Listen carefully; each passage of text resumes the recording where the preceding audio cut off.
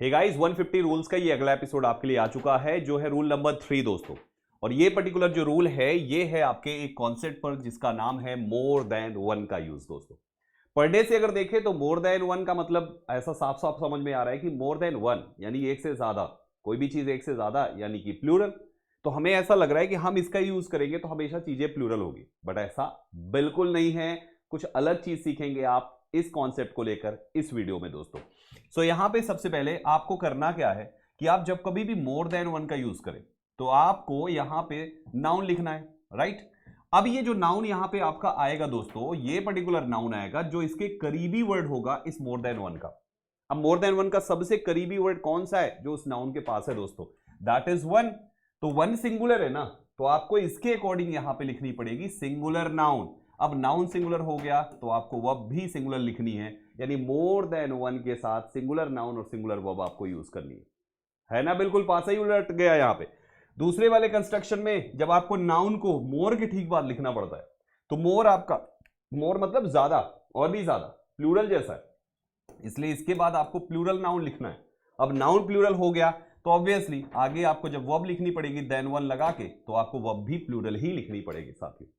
आ जाइए एग्जाम्पल से करते हैं। जैसे पहला एग्जाम्पल यहाँ पे आपके सामने, ये एग्जाम्पल में क्या है, मोर देन वन स्टूडेंट। तो सबसे पहले आप देखो यहाँ पर ये तीनों एक साथ लिखे गए। नाउन जो आपका लिखा जाएगा वो सबसे करीबी उसका वर्ड वन है तो वन के अकॉर्डिंग आएगा, अर्थात ये नाउन यहां पर सिंगुलर होगा। अब नाउन सिंगुलर हो गया है तो वर्ब भी सिंगुलर होगी, इसका मतलब आपको इसमें जो यूज करना है वो इज यूज करना है, ठीक। दूसरे वाले सेंटेंस में देखिए हमने मोर के ठीक बाद नाउन को लिखा, इसलिए ये नाउन यहां पे प्लूरल आएगा जो कि लिखा हुआ है, तो नाउन यहां पे प्लूरल हो गया। अब आगे आपको वर्ब भी कैसी लिखनी है, देन वन के बाद प्लूरल, यानी इस जगह पे आपको आर लिखना है दोस्तों। आपके एग्जाम में दो टाइप से ये प्रॉब्लम पूछेगा। कभी जैसे मोर देन वन के बाद सिंगुलर नाउन आता है तो वो प्लूरल नाउन लगा देगा।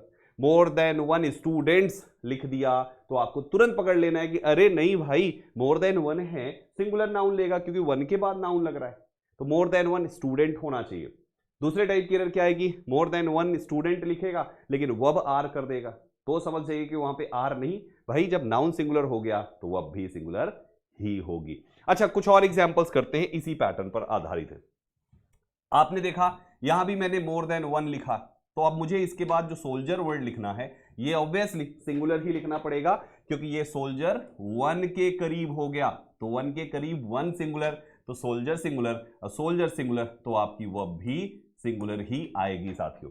ठीक ऐसे ही आपका मोर के ठीक बाद आपने ये नाउन लिखा तो मोर प्लूरल, तो आपका ये शब्द भी प्लूरल होगा, और नाउन प्लूरल हुआ तो आपकी यहां की जो वर्ब आएगी ये भी प्लूरल ही आएगी, आर वुंडेड।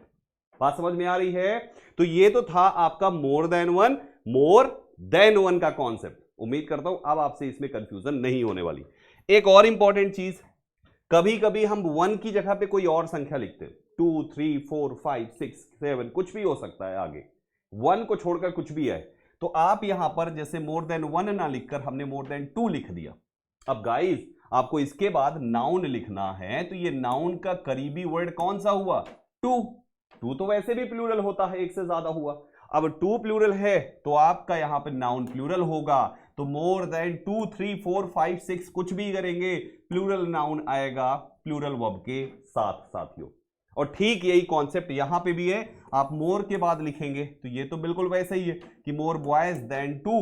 अब आपका उससे तो कोई लेना देना नहीं, यहां पर तो नाउन वैसे भी प्लूरल ही आने हैं, इसलिए इस जगह पर भी प्लूरल ही वर्ब लगाई जाएगी। तो उम्मीद करता हूं अब आपको अच्छे से समझ में आ गया मोर देन वन या मोर देन 2 3 4 5 6 आगे कोई भी संख्या हो इसका कंप्लीट यूज।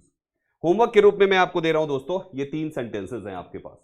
आपको इनमें बताना है कि वर्ब कौन सी आएगी। पहले वाले में वॉज वर्ब में से क्या आना चाहिए, दूसरे वाले में इज आर में से क्या आना चाहिए, और तीसरे में वॉज वर्ब में से क्या आना चाहिए। आपको इसका आंसर इस वीडियो के कमेंट बॉक्स में बताना है, तो COMMENT कमेंट करके बताइए क्या होगा इसका आंसर। ठीक है, ये सीरीज हमने शुरू करी है आपके लिए 150 रूल्स की, जो आपको 150 रूल्स एग्जाम के सारे इंपॉर्टेंट रूल्स सिखाने के लिए काफी होगी। Thank you very much.